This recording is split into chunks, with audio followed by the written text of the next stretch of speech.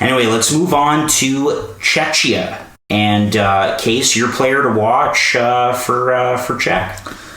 All right. I've got a player that, again, I'm not going to say that this is going to be the best player on the team, but definitely a player to watch. He's a young player, and that's why I don't expect him to get a ton of playing time at first. Maybe he can steal the role like we've seen Dvorsky did with Slovakia last year. Yep. A young guy wearing the cage out there, but played in 20 minutes a game. And will be another high pick in this upcoming draft. Sure.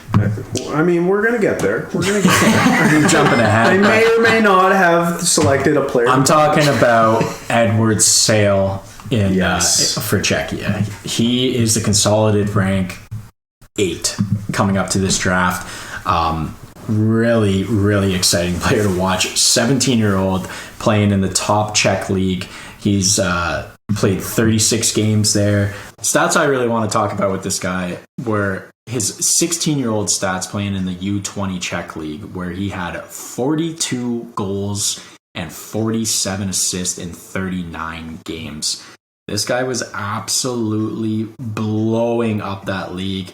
And yeah, I wanted to compare him against another current Czech superstar in David Pastrnak. What was he doing at that same time in his career? He was playing in the Swedish U20 league with 12 goals, 29 points in 36 games. He had 2 points in 5 games at the World Juniors and 10 points in 15 total games as a U18 player. Pastrnak did. While Sale had 9 points in 6 games at the U18 World Junior Championships and 30 points in 28 games overall U18 with this team.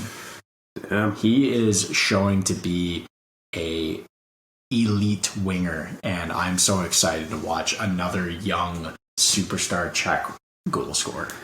What was the one stat you were telling me about it? Like his points in... Like, there was a stat that you were telling me about how he's like 2 points per game or something in one of the leagues that he was playing in. Yeah, it was the playoffs for that year. In 5 games, he had 5 goals and 5 assists. Jesus. And what league was that in? That's the U20 Czech league. Oh, gotcha. Yeah. Holy. Yeah, so absolute domination. I mean, obviously, 17-year-old playing in the Czech league, he only has 3 goals and 3 assists in 26 games this year, but... I mean, that's nothing to scoff at. Again, 17 years old. Exciting. Yeah, that's crazy. I'm glued to my phone right now because I'm trying to find the mock draft that I saw the other day, because you said that he's currently sitting around 8th on the consolidated rankings, right? Around the 8th spot, Sale is. So I was looking at... okay, so here it is. NHL Prospect Discussion. It's one of the better...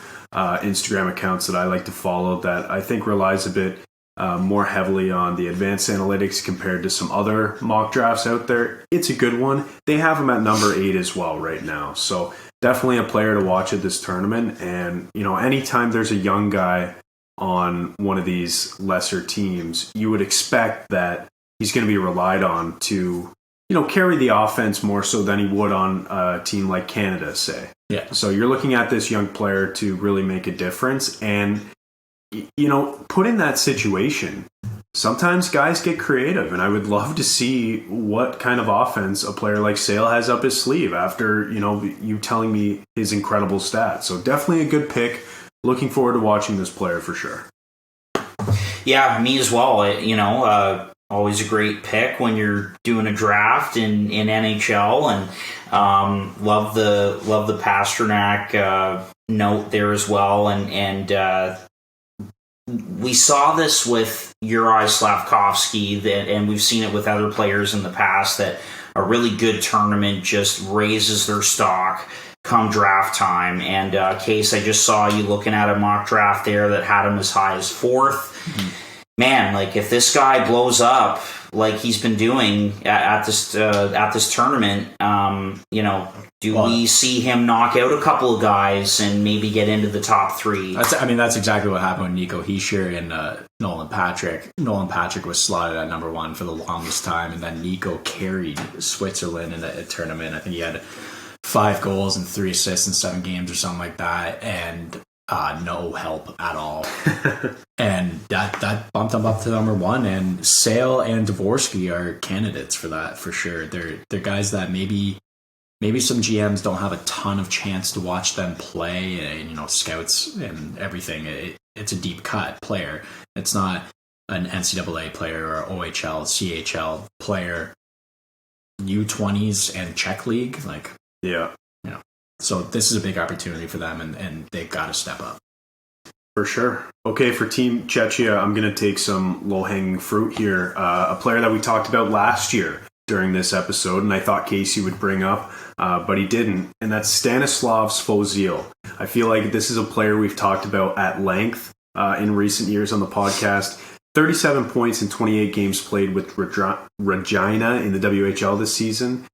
Just 5 goals, but he should be, expected to lead this team in points. You would at least hope so, because he's been that good in the WHL this year. Drafted by Columbus in 2021, 69th overall. Nice. One of the players in that draft where Columbus, it seems like they were the winners of the draft. They had a really good 2021 draft, and he was a big part of that. So looking forward to seeing how he produces at this tournament, but will definitely be relied on to produce the offense for this team.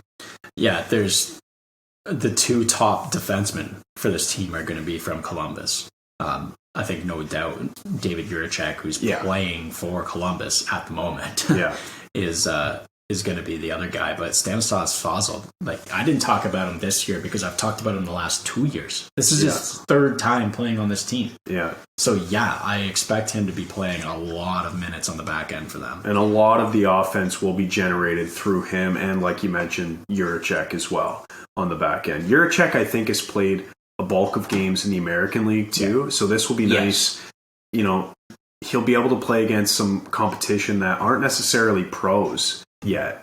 So it'll be nice for him to, be back at this tournament and kind of show what he can do, because I think we were all kind of shocked that he's been this good so far this year, being able to be with Columbus and then being able to put up some good numbers in the American League. So it'll be nice to see what he can do at this level again. I think it was last year where he got that knee injury. So it'll be nice to see him coming back. And like we mentioned, I think a lot of the offense on this team is going to go through the defense and start with Juracek and Svozil. That's a pretty stacked looking back end for Czechia. Thomas Hamera, Ottawa Senators prospect, he'll be good on the back end. But you've got the 2-headed monster there. Both Columbus guys, as you both mentioned, Svozil and Juracek.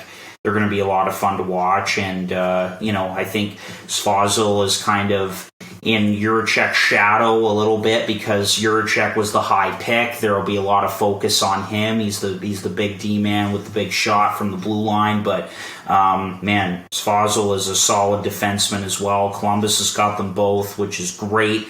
They're another franchise that's had a tough season. So, really looking forward to watching both of these guys, but Svozil in particular, that's a good pick. Yeah. Anyway, for Czechia, I'm taking a guy that has had some American Hockey League experience this year as well, and has looked pretty good, and I think could very well be a steal for my Buffalo Sabres, and that is Yuri Kulik.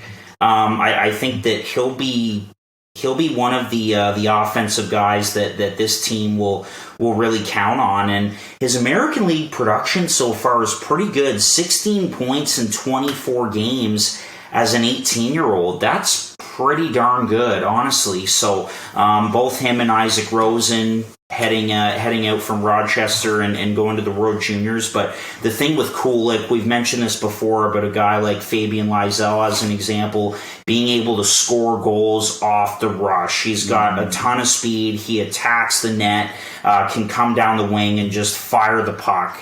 And just the way he looks, his body, and the way he plays, he looks a heck of a lot older than 18 years old.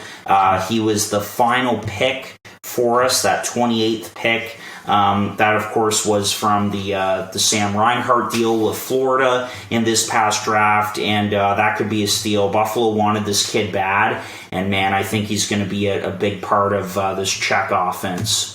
I remember talking about Kulich last tournament about how good he looked, because coming into the tournament as a younger player, you never know what to really expect from these guys. Like a player who was just drafted, and his release really stunned me, honestly. Like, I didn't know that the kid was that good, and not being, one of the bigger players. Like, he still needs to fill out into his frame. But yeah, exactly. It kind of blew me away last tournament. So I am excited to see what he can do at this year's last year tournament as well. Because of the August tournament, he got to play in the U20s and the U18s. He was the captain of the U18 team, and he had 9 goals in 6 games for them. Yeah, there you go. Yeah, the goal scoring threat is there. Guys, this is a dark horse team. Like, yes, they're going to play spoiler. Do not be spoiler. Don't be surprised if they get a medal. Well, yes, they could play spoiler in the in the semis. I would not bat an eye if this team won a bronze medal. Honestly, could see that. Yeah, I mean, you expect the powerhouses like Canada and USA to be. I would expect 1 and 2. You never know. Like, Sweden is always good. Yeah, they're looking like a powerhouse too. Finland is always good as well. I think Sweden is a bit better than Finland. But for sure, Czechia could be right there in the medal conversation this year.